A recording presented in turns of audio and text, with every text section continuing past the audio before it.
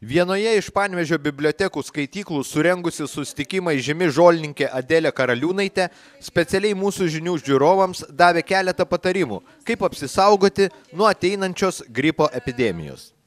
Kas tai yra gripas? Ir dabar sako, stiprinkit imunitetą. Dabar pasižiūrėkime patys į save, kas tai yra imunitetas. Taip?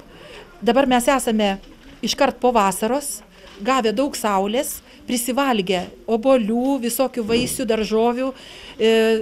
Tiesiog net būtų keista galvoti, kad mūsų šiandien imunitetas yra silpnas. Nes iš tiesų jis tikrai dabar yra pats stipriausias. Jeigu mes imtumėm, kas bus pavasarį, ar ne, kai jau visko nebeturėsime. Tai tada kaip atsitinka, kodėl mes susergam gripu? Ir susergam dėl to, kad yra pažeidžiama viena iš imuniteto dalių. Tai būtent T imunitetas, tai būtent tas imunitetas, kuris, taip populiariai šnekant, pasigamina mūsų storųjų žarnų gleivinėje. Ką mes darom su savo organizmais, ar ne? Mes neprisižiūrime savo storojo žarnyno. Storajam žarnynui pačios tinkamiausios daržovės, tai yra tos daržovės, kurias suvalgo karvė, kiaulė, triušis, ožka, avinas, avis, jautis. Ir mums tinkamiausia daržovė šiuo metu yra mėsytė. Nes pasak žolininkės, šių gyvulių mėsytėje yra visi vitaminai ir medžiagos, kurios mums reikalingos šiuo laikotarpiu. Dar vienas dalykas, ko reikėtų atsisakyti, tai įvairūs limonadai bei mineraliniai vandenys. Išmeskite visus tokius butelius, kitokius butelius, kuriuose nėra neluptų obuolių nuoviro. Tai yra kompoto, kur nėra aronijos, kur nėra slyvos. Nereikia jokių stebuklų ieškoti, virkit kompotus. Dabargi mes užkonservuojam obuolius, užkonservuojam, sakykime, serbentus, prisidarom visko ir laukiam, kad kada nors juos valgysim. O kada jie dabar pūna, man sarmata žiūrėti, kaip Lietuvoje pūna obuoliai. Lietuviškas obuolys neturi nė vieną supūtį, nes jis yra toks vertingas, kad neįmanoma net apsakyti. Žievelėse yra labai daug rauginių medžiagų, kurios stiprina gleivinės.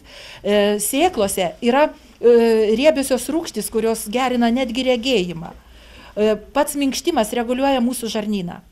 Vėlgi, visi turim vaikų, anūkų ir taip toliau. Tie mūsų vaikai susėdę prie kompiuterio, pareina iš mokyklos, atsisėda ir sėdi. Jie tingi nueiti į tualetą pakakoti. Jie sėdi, užkietėję viduriai.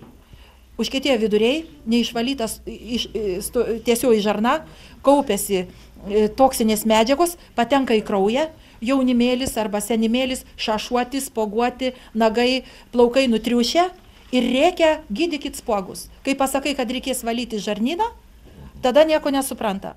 Na, o jeigu jau gripas prigriebs, tai gydytis galima tomis pačiomis liaudies priemonėmis, dar geriau nei vaistais.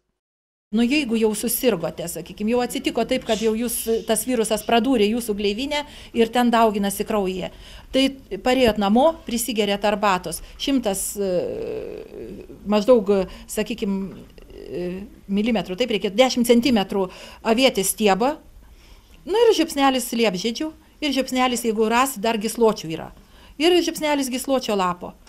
Išgeria tokią arbatą, prisitepat mano Ievos tepalų, visas angas, ausis, šnervės, visur, kur bamba, prisitepat ir po šiltą kaldrą. Reikia lietuviškai sakyti antklodę, ne? Po šiltą antklodę atsigulat ir gulit. Galite į kojines įsiberti po saują druskos vilnonės, užsimaut dar vilnonės kojines.